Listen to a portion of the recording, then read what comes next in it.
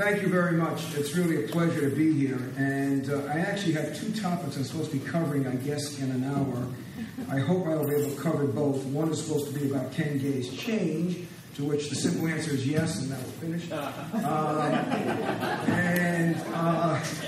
The second is gay parenting good for kids? No, and now we're finished. The words of the amendment in our Bill of Rights is freedom of religion, not freedom from religion. Second of all, we had some talk here about the consensual nature of homosexuality and where that will lead to. And I thought Laura's speech was particularly terrific. And she talked about polygamy and about several other things. But one of the things she did leave out, and I just really wanted to give some quotes on this, is that if, of course, in the slippery slope, you actually also go down to bestiality. What do you do when you want to French kiss the dog? What do you say? Bark once if yes, and bark twice if no? I mean, hello? How do you have consent? Where are we getting this idea of consent from? Give me a break. We are human beings. God has given us free will. And therefore, we have the ability to change.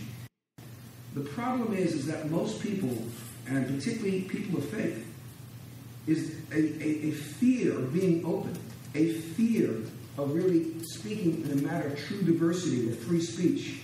We really actually have viewpoint discrimination and outright manipulation.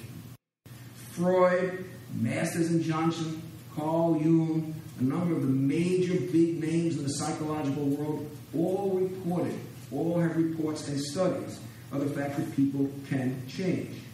The second myth, efforts, and this you'll hear over and over and over again, efforts to change sexual orientation have been shown to be harmful and lead to greater self-hatred, depression, and other self-destructive results.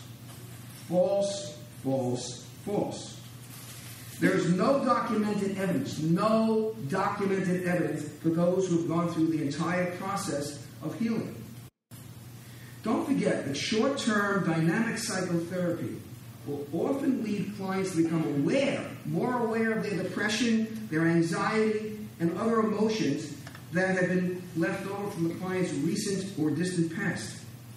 And if they drop out of the process in the interim, if they drop out in the middle of the process, like in any other therapeutic process, there may indeed be a negative consequence. This applies to every single therapy. Studies show that there are far greater incidents of suicidal risk taken in unprotected sex, violence, antisocial behavior, substance abuse, suicidality, promiscuity, paraphilia such as fisting, sexual addiction, personal disorders, etc., etc., etc. Drug and alcohol use. There's tremendous amount of violence, particularly in the lesbian community. And it's huge within that community.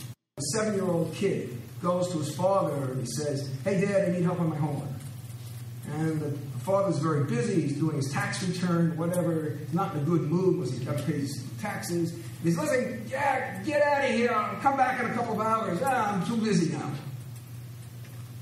Well, what we refer to as the pre-homosexual boy, he's going to take that and say, Daddy doesn't love me, Daddy hates me, and he may never come back to ask Daddy for help on his homework. It's a perception. It's how he perceives the world, the story the kid tells himself. But the child who is going to be probably the strong heterosexual guy, in 2 hours he's back to say, "Hey, Dad, you told me you're going to help me? It's 2 hours. Where are you?" That's my kind of kid. Your kind of kid, right? And that's just a difference in personality. But one kid takes in an emotional wound, and another kid doesn't. So that's the quote biological component. Gee, he's more like me. His physical parts are kind of like my physical parts. I have a private part that he has and she doesn't have. I guess he's my role model. This is all subconscious. So he starts looking over there and starts saying, gee, Dad, I want to be just like you. Now, if for whatever the reason may be, Daddy's not there, Daddy's a workaholic, typical, by the way, particularly in this society today. If Daddy is a drunk, an alcoholic, 1,000 things. Or the chemistry simply doesn't work. For whatever the reason is, the kid's personality and Daddy's personality don't mesh. So now all of a sudden, he doesn't start attaching to Daddy. Instead, he continues his attachment to Mommy. Because he's now attaching more to Mommy, he's going to start internalizing at that point certain more feminine characteristics of Mom and less masculine characteristics of Dad. Now the kid is 3, 4, 5 years old. And because he's done this kind of pushing, and we call that in psychological literature, by the way, defensive detachment from Daddy, or lack of attachment to Daddy, and over-enmeshment with Mommy. Okay, so just to give you the psychological terms of this. Okay? So, but what now happens is the kid is 3, 4, 5 years old, and again, this is a classic pattern. This does not apply to every single kid. Do not misunderstand me. Don't say, oh, he says that every boy is this way. But this is a typical pattern. What happens, though, is now this kid starts playing more with the girls than with the boys because he feels more comfortable with the girls. And he's now even more internalizing more feminine characteristics.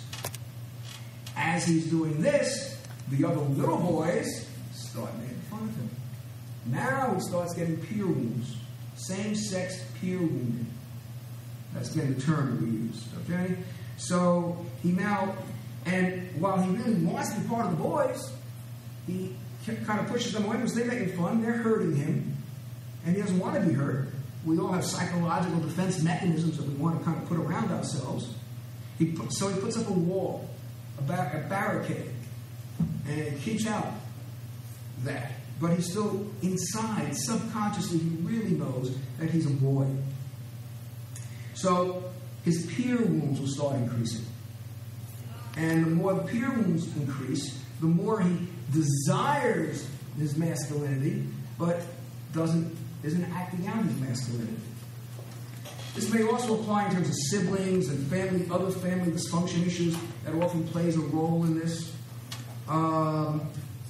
Another thing that happens is typically this boy now who's gotten more feminine in his nature. This is, by the way, why when gay activists kind of, recreate history and go back and say, oh yeah, don't forget, you didn't feel comfortable when you were 2, 3, 4 years old. You knew you were gay then.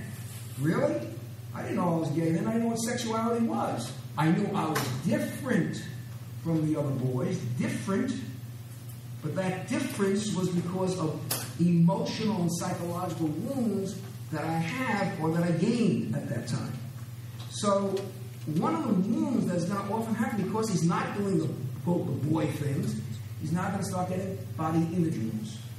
Another very classic factor, body image wounds. And so he's not going to be as coordinated, perhaps, or athletically involved. And, he's not going to be able to throw the ball as well as the other boys. To make him feel he's going to increase again. This all becomes, one builds upon the other. So he can't throw the ball as well, so the boys are going to make fun of him, increases his peer wounds. They all play within each other. It's one of the reasons why, by the way, if you notice that a lot of gays who remain in the gay lifestyle will also do a lot of bodybuilding. They'll be in the gym a lot, trying to help build up their pecs and all this kind of thing, because they have these body image wounds. They don't feel that they're masculine enough. Sexual abuse, which has been talked about by a couple of speakers, clearly is a major issue. Because what happens is that a kid who gets sexually abused, sometimes it really feels pretty good. It's like it gives him an erotic high. And he may also have detachment at that point from his father. And says, oh, this is what masculine love is all about.